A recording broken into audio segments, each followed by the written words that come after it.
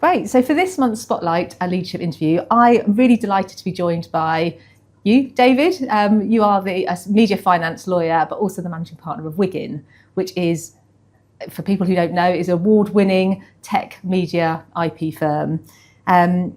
First of all, David, you've been at the firm for 19 years this year, so congratulations. And the first thing I really wanted to ask was, what has kept you at the firm for so long? Thank you, Amy.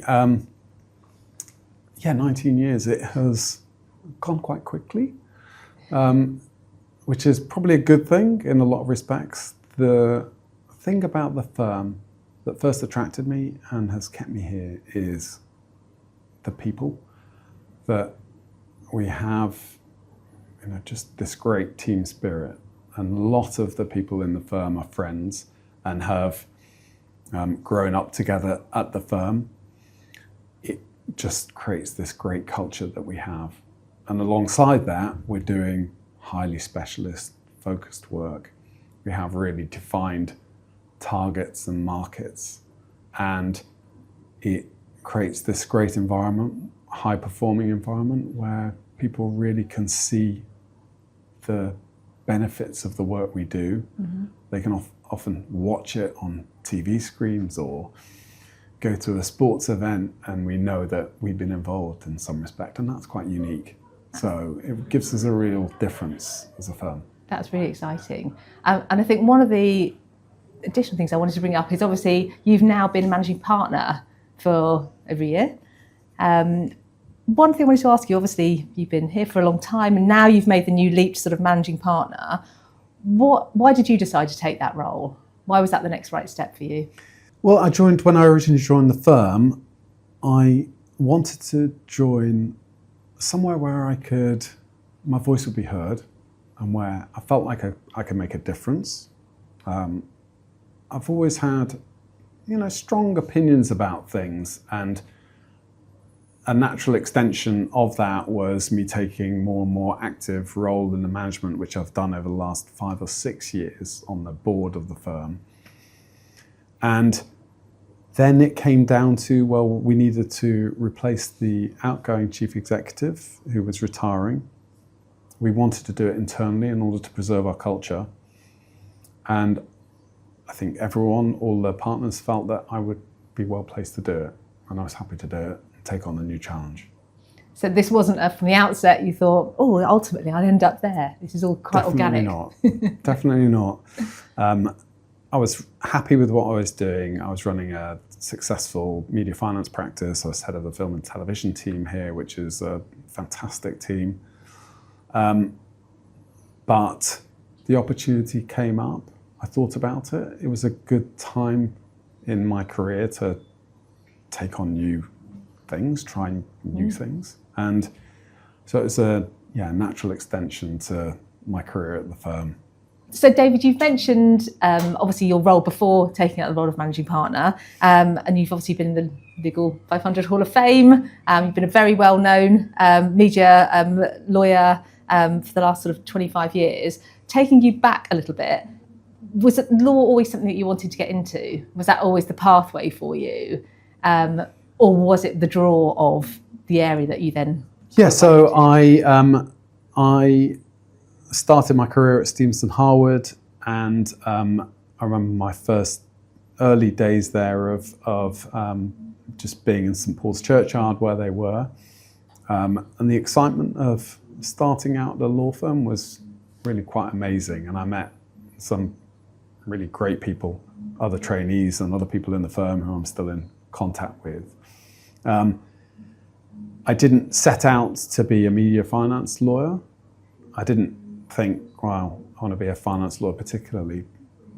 But ship finance at Stevenson Harwood was very strong, so I gravitated towards that. And I did it for 3 years. And then I felt, actually, I'd like to get into an area that is of more personal interest to me.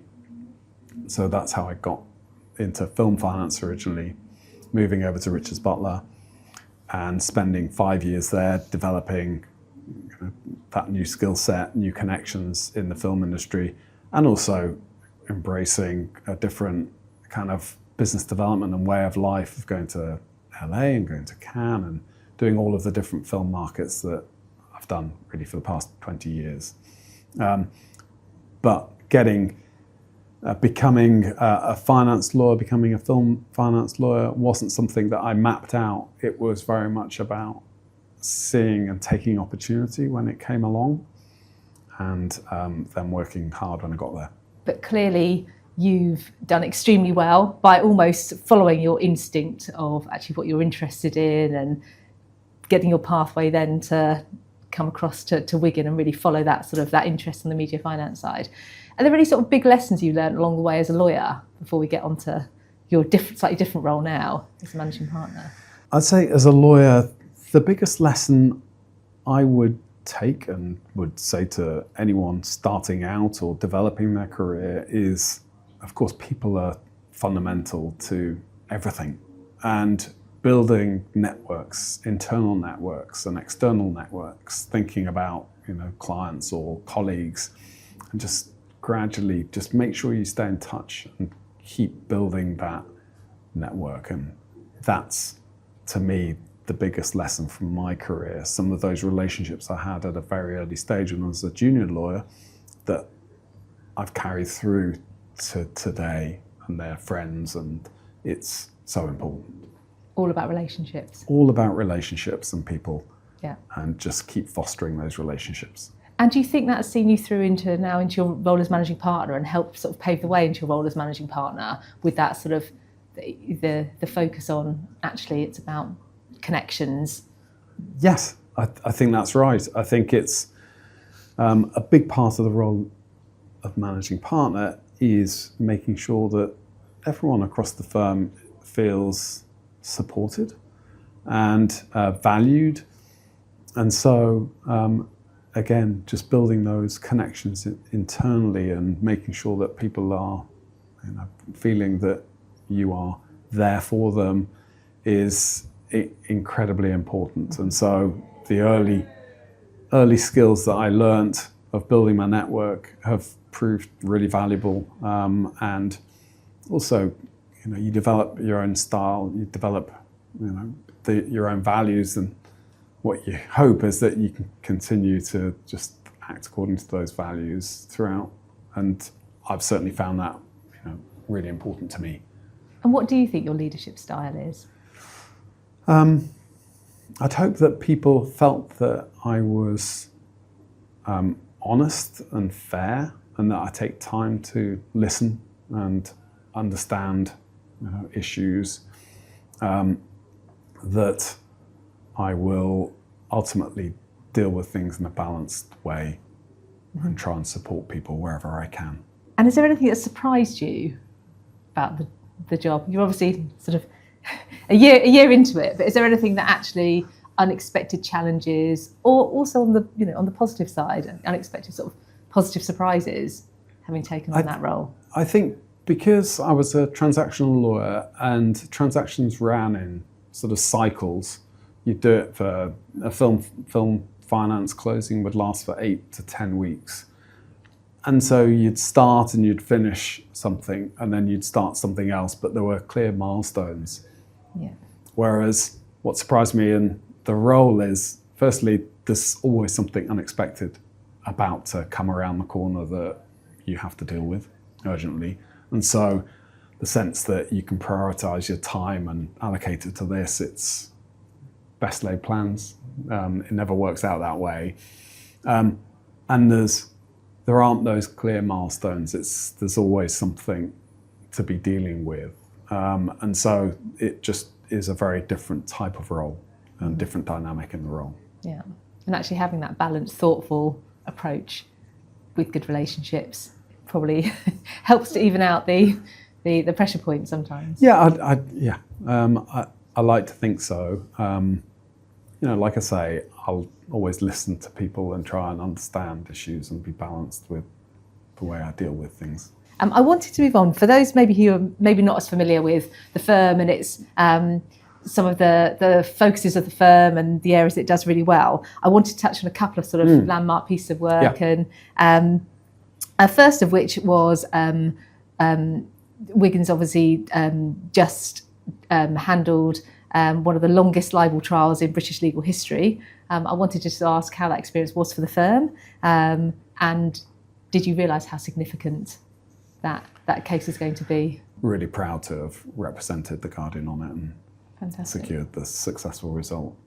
Yes, I mean, it was a privilege for us to act on that case, an incredibly important public interest defence case, representing and supporting witnesses through really difficult times, Yeah.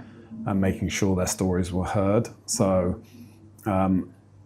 incredibly important. And we all felt that while it was going on, not just through the press, but talking to colleagues.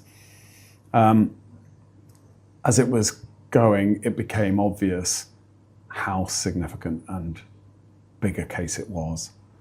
The team here did a fantastic job in managing such a complex case as that. It really is a credit to our litigation team to be able to handle that. So, and that all helps in terms of, I guess, the people feeling proud to work at the firm and working on really significant matters. Yeah, and that's across the board. I mean, obviously, the Guardian case was such a big case last year, and across all the papers. All of our teams do work that is really high profile, and so when you're, looking at reading the papers, you'll often see there's at the moment the Sheffield Wednesday administration, which our sports team are handling, or our corporate team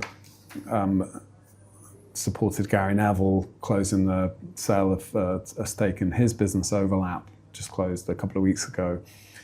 There's always interesting projects going on across the firm that are really high profile, and that's one of the amazing things about the firm, really. And I was going to ask you about, again, I think I've certainly known that Wiggin's acted for, huge on the sports side, a huge range of, sort of sports clubs, on the sort of medium film side, from the big Hollywood studios to sort of, tech startups. And that obviously drives the feel of the firm, the brand of the firm. I was going to ask you about sort of, looking ahead. Can you talk a little bit about actually the strategy of the firm and the plans for the firm's growth, either in those areas or supporting areas? Yeah, so we are incredibly well known for media and entertainment in particular. Our IP practice is market leading and will continue to grow across IP. Technology is an area that through AI, cyber and data, we're looking to build and really develop our offering there.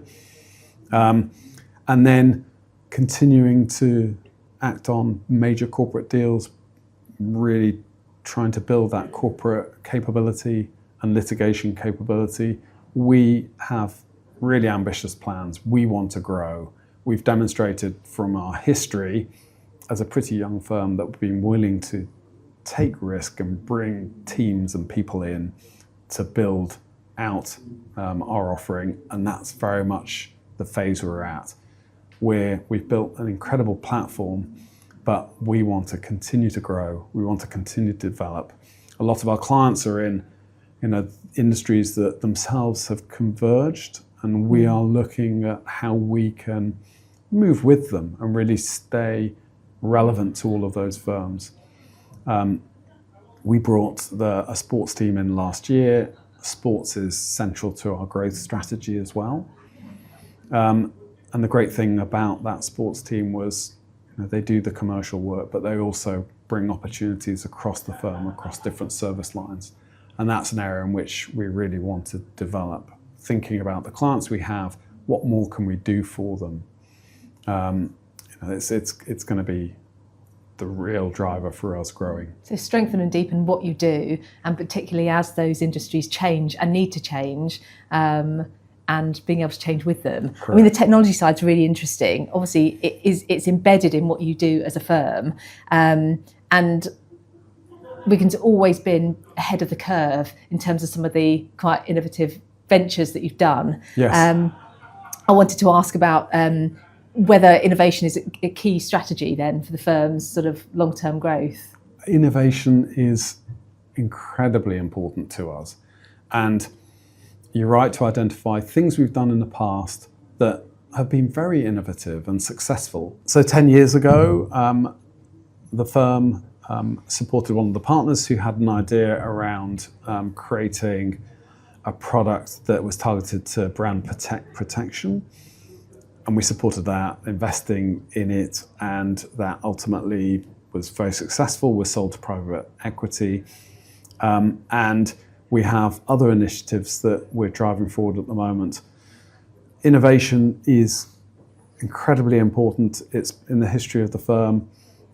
To help us drive some of those projects forward, we have recently brought in an entirely new team whose focus is identifying how we can embed technology across the business, but also start creating more tools. So you're a modern business, progressive business, opposed to just a law firm, but actually as a business and looking at technology in the round, not only the services you offer, but also the interesting products and That's right. things. And that's always been what we have been willing to do, is think differently and be quite entrepreneurial and support people when they come up with these ideas. That will continue and is a real focus for me in making sure that technology is really at the heart of what we do. Fantastic. And I wanted to ask you as well about, I guess, the sort of cultures and values, and certainly getting an understanding of the firm's focuses and its sort of investment as a business, but also investment in terms of culture. Could you tell us a little bit about Wigstock? I've heard a little bit about it. Yes. Our festival that we run every other summer, which is we end up setting up in a field in Oxfordshire or Gloucestershire. The whole firm with everyone's partners come, and we have fair rides and disco and karaoke, and it's really an opportunity for everyone just to let their hair down, have a bit of fun, and create those friendship groups that are really important and have been, as I mentioned earlier, really valuable to the growth of the firm and ultimately making it a place where people want to be. Oh, that's great. And another of the things that I know that you do is the charitable foundation, and also your partnership with the Roundhouse, which again I suppose is it's nurturing young talent coming through and giving back to the community as well. Yes. So it's I guess Wiggin, it's not just about being the business but actually investing and giving back as well. It's very, very important to us as a firm to feel that we are supporting different communities, that we are giving back. And so our foundation was a deliberate act of the partnership to think, well, we can talk about different things, but if we allocate a proportion of profit to the foundation and then leave it in the hands of trustees to invest in it, then that's actually showing people that we do actually care. It's more than just giving up a bit of time to pro bono work, which we do in any event. It's actually investing money which goes to charities and supports local communities. And that's really important for all of us here. It's not purely chasing profit that we're about. Mm-hmm. We're here in many cases because of the nature of the work. It's really interesting, the informal environment that we have and the friendly environment and the different things we do that are slightly different to other firms. But it's what keeps us here, and it's really in the DNA of the firm. And that's, the community initiatives and the foundation are all part of that. It creates our special culture. Turning the spotlight back onto you slightly, you obviously talked about you taking up the role, and obviously there being, again, it's different to being just a sort of, as a media finance lawyer focusing on the next deal and getting through the next deal. You've obviously shaping the firm for the future, building on the strategy, making sure that actually the culture and the values remain right. Yes. How do you think you've developed as a leader and your leadership style as you had to take on this different role? Well, I think I'm still learning as I'm going along. What's been really, really important to me is recognizing and I guess understanding the fact that there are so many things outside of my control. And my previous work in media finance, there were some things outside of my control, but a broad number that I could control. And that's so different now to what I'm doing, where I can do my best across lots of different things, but ultimately there's certain things I just can't control. And me recognizing that and understanding those areas that really I can't control, and just learning to live with some of those things has been really important for me. And that's enabling me to, cope with some of the pressures, because it is a more pressured environment, I think, when you are responsible for that strategy and the culture and so on. And learning to sort of accept the challenges, but appreciate you can't influence everything. If you could sort of go back to your younger self and give yourself a piece of advice, what would that piece of advice look like? It's an interesting one. I was certainly never as, I'm sure there's lots of lawyers out there who've planned things in advance and mapped things out. I've always been more spontaneous, and I wouldn't change that. And so I'm quite happy with a lot of the choices I've made. I've been ready to take opportunity when it comes. Ultimately, I've worked really, really hard. The advice I'd give is kind of, make sure you keep an eye on opportunity and seize it when it comes along. And the last question I wanted to ask you was, what excites you most about sort of the next chapter for Wiggin, and for you personally within that? When we talk about technology, I do think a lot of people feel threatened by it, and that's understandable. I think there's an enormous amount of opportunity in it. That is exciting, and what we just have to make sure we do is that we work out how technology can support us, and work out how we can improve the business and build new businesses and change what we do to increase the service we give to clients. I feel that technology is daunting, but also incredibly exciting. And we've got people now in place here at the firm who are able to support everyone across the business in adopting and really working with it to support us. It's a very exciting time for the firm, and we really look forward to seeing what 2026 holds. Thank you very much for speaking with me. Thank you, Amy.